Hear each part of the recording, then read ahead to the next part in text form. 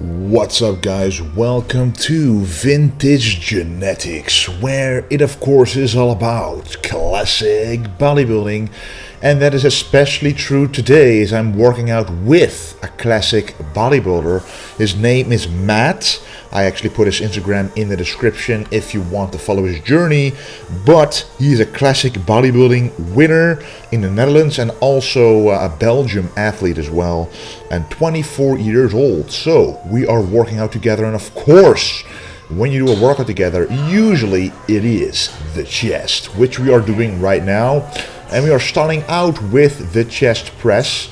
Matt wanted to train the chest because that is one of his weaker points, one of the points to bring up.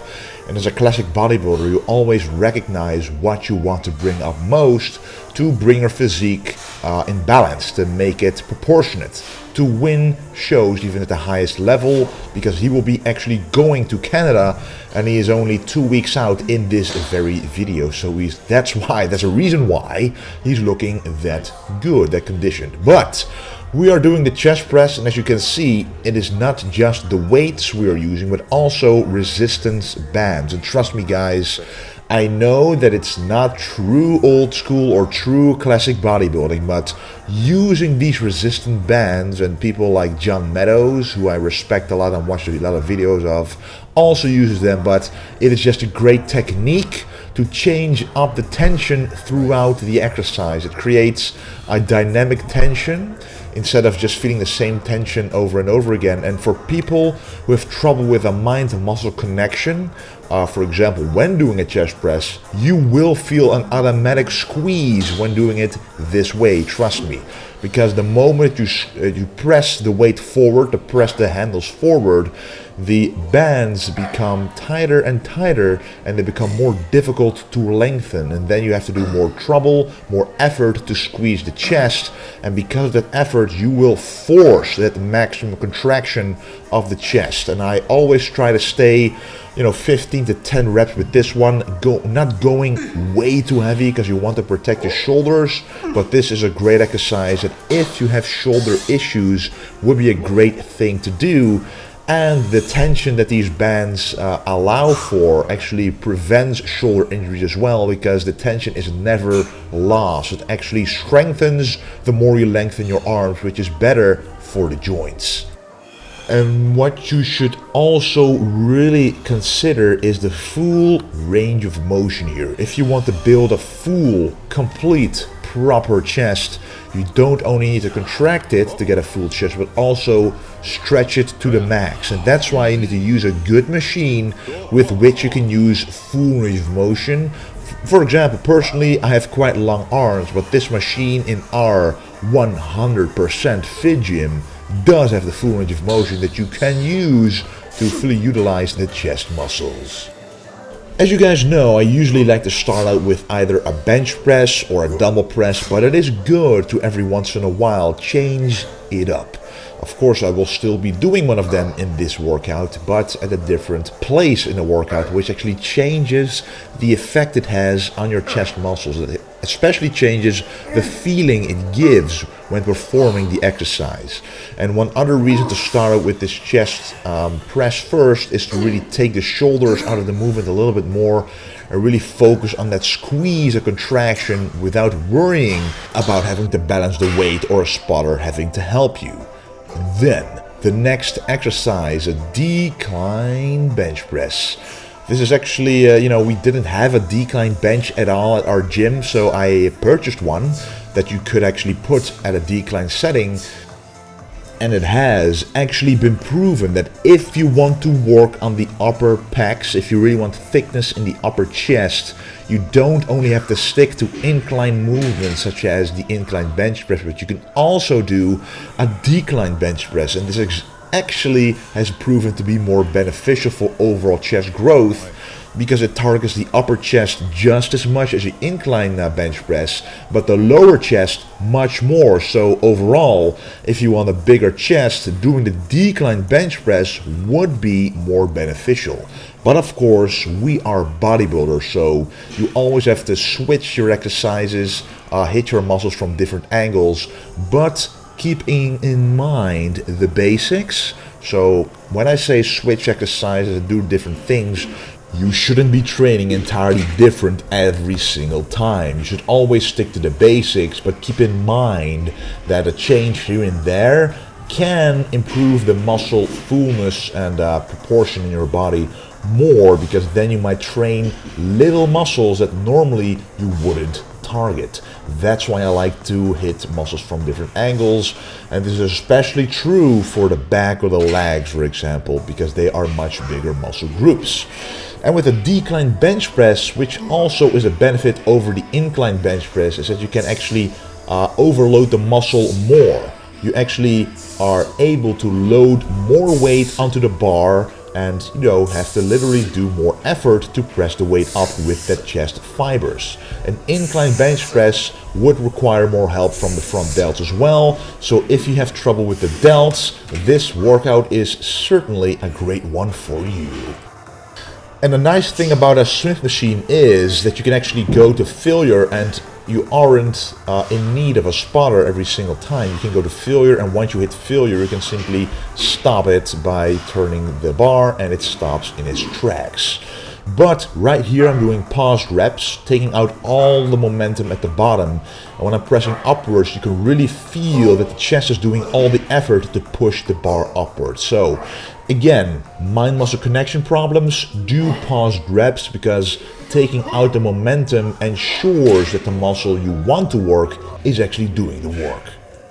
And then of course the good old cable flies, but this time regular and upright. So first do 8 regular cable flies as you're used to, and then do 8 upright cable flies. And this is how the upright version looks. You basically stand almost entirely upright and then almost do a most muscular, but that actually changes the angle to which you target the muscle, because with the regular cable fly you pretty much hit the entire chest the same way. You can see that here, because Matt is so conditioned, you can see all the muscle striations and the fullness in the bottom and the top of the chest, but here the bottom of the chest is targeted even more. But again, like every single exercise, you always hit the entire muscle group, but you put different emphasis on the muscle when you hit it from a different angle. So first, do 8 regular cable flies and then 8 upright flies for the lower chest. First of all, you get a great pump, and second of all, you shouldn't be going too heavy, and this also practices your mind-muscle connection to get into the muscle and increase that muscle quality and muscle striations that everybody is always wondering about. How do you obtain that? And in my opinion, that is by working out with full range of motion with correct form for years on end, allowing every single muscle fiber in every single muscle group to develop fully, and that will result in the highest quality muscle showing through the skin. Cable flies are, by the way, flies in general are, by the way, the only true isolation movement for the chest. You also have a pull-over exercise that you can hit the chest with, but it is very difficult to isolate the chest without targeting the back. So this is truly an isolation for the chest.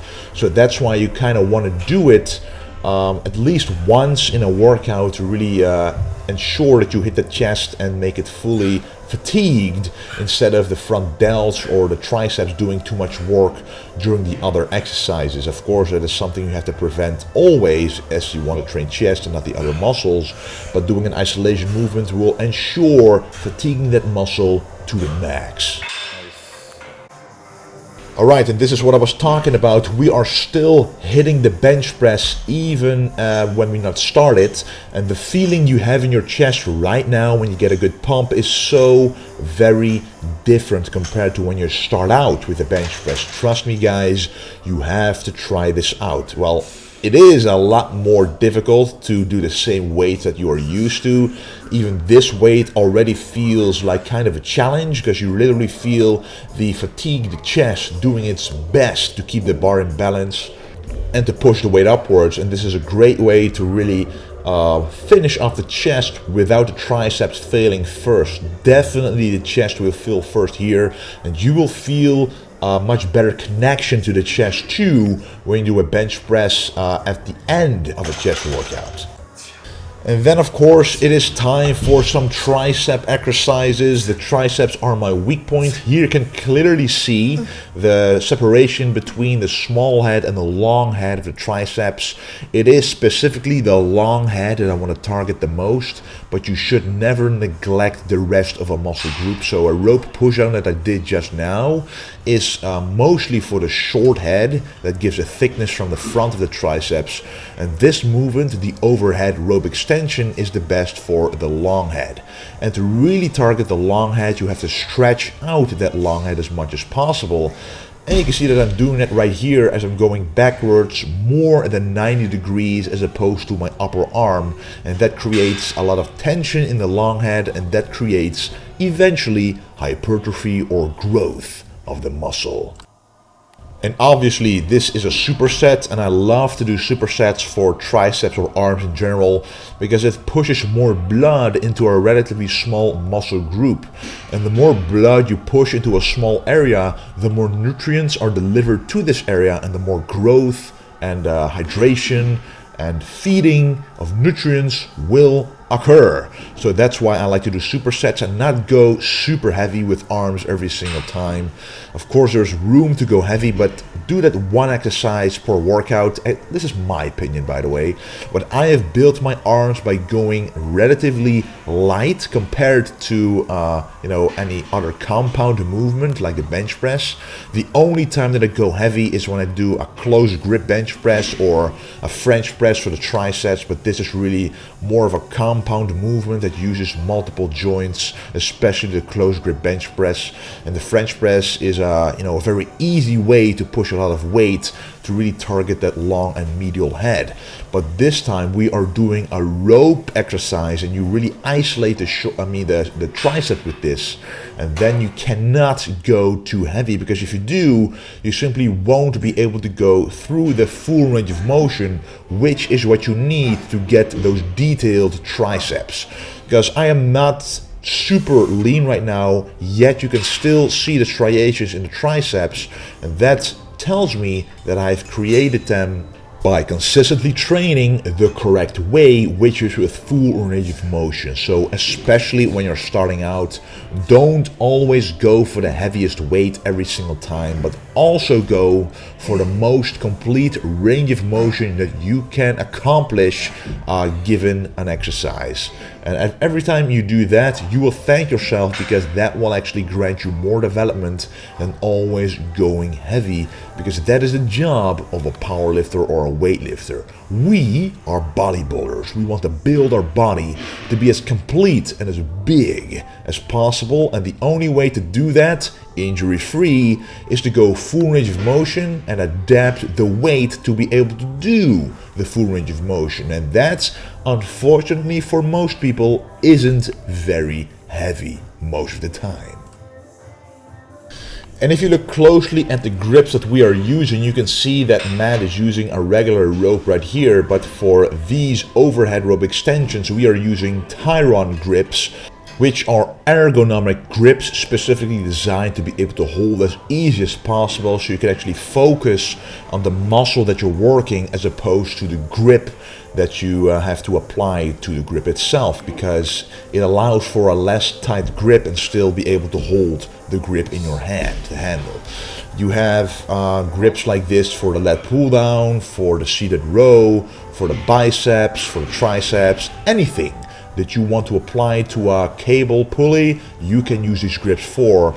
And the next grip you'll see is one I purchased very recently for this underhand tricep pushdown exercise. It is very nice to hold in your hand because it has a free motion of these bars within this grip.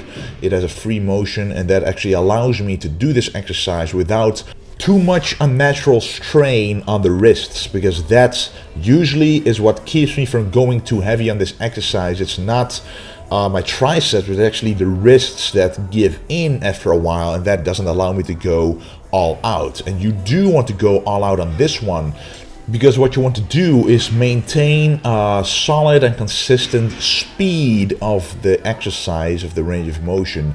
Especially when going upwards, you want to slow down to really destroy as many muscle fibers as possible to get the most growth out of this exercise. And this one is really great for the long head, which is what you should contract to the max at the bottom and then go upwards slowly to destroy it as much as possible. And that's why you need a proper grip to be able to do this, to really focus on the triceps instead of your grip or the wrists. And this one is amazing to do if triceps are your weak point. I've been doing it for a while and my triceps have definitely improved from doing these consistently, along with all the other exercises, of course. Here's Matt doing some poses, of course, pulling the famous vacuum, as he is a classic bodybuilder after all. But there is a difference between classic bodybuilding and classic physique.